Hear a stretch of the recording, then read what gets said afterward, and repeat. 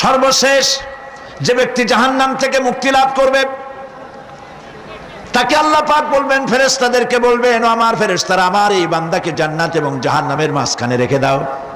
জান্নাত এবং জাহান্নামের মাঝখানে লোকটি যখন থাকার জায়গা পাবে, সে জান্নাতের দিকে তাকায়া দেখবে আর কাঁদতে থাকবে।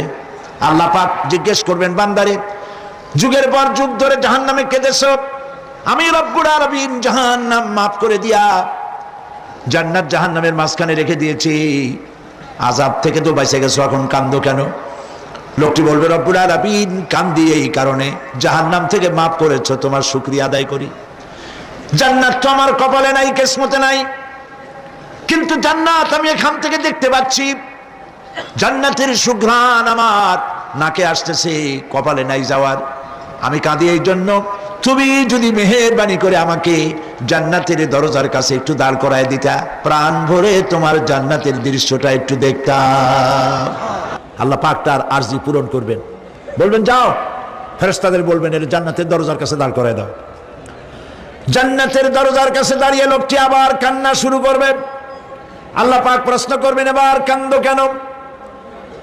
লোকটি বলবে, রব্বুল আলামিন কান্দি এই কারণে, জান্নাতের এই দরজায় দাঁড়ায়া জান্নাতের অফুরন্ত নেয়ামত কিছুই ভালো করে দেখা যায় না, শুধু অল্প জায়গা দেখি।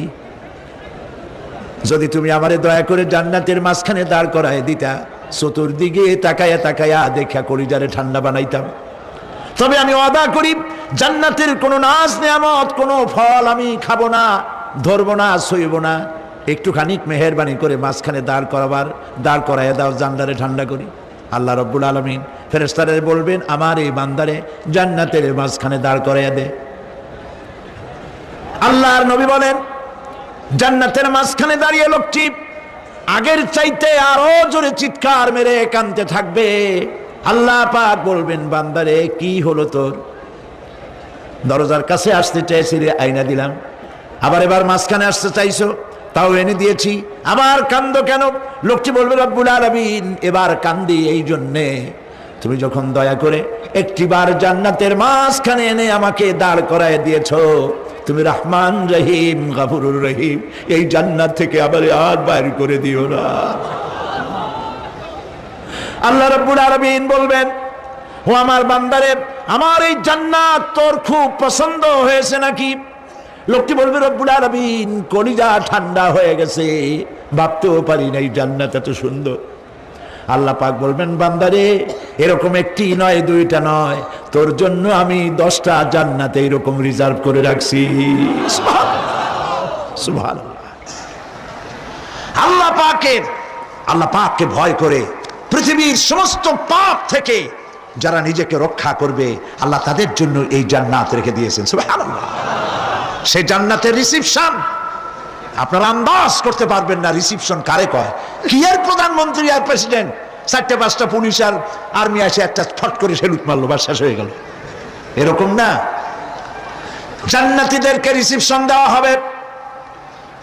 জান্নাতীরা যখন আল্লাহর হুকুমে জান্নাতের দিকে যেতে লাগবে, আর যখন জান্নাতের কাছে চলে যাবে, আল্লাহ রাব্বুল আলামিন শোনায় দিচ্ছেন, হাত্তা ইযা জাউহা ফুতিহাত আবওয়াবুহা ওয়া ক্বালা লাহুম খাজানাতুহা সালামুন আলাইকুম তিবতুম ফাদখুলুহা খালিদিন। সুবহানাল্লাহ। জান্নাতীরা যখন জান্নাতে প্রবেশ করার দরজার মুখোমুখি হবে, দ্বার রক্ষীগণ তখন বলবে, সালামুন আলাইকুম, আল্লাহর শান্তি তোমাদের উপরে বর্ষিত হোক। সুবহানাল্লাহ। দুনিয়ার টাটকা টাটকা সুখগুলি 2 পা দিয়ে ঠেলে দিয়েছো, টাটকা সুখগুলি গ্রহণ করো নাই, হারাম খাও নাই, আল্লাহর দ্বীন কায়েমের জন্য রক্ত দিয়েছো, জীবন দিয়েছো, কষ্ট করেছো, আল্লাহকে ভয় করেছো। আমাদের সালাম গ্রহণ করো, জান্নাতের মধ্যে ঢুকে যাও চিরকালের জন্য। সুবহানাল্লাহ। আর বাইরে হওয়া লাগবে না, চিরকাল এই জান্নাতের মধ্যে তোমরা বসবাস করতে পারবে, আল্লাহ রাব্বুল আলামিনের ফেরেশতারা বলে দিবেন।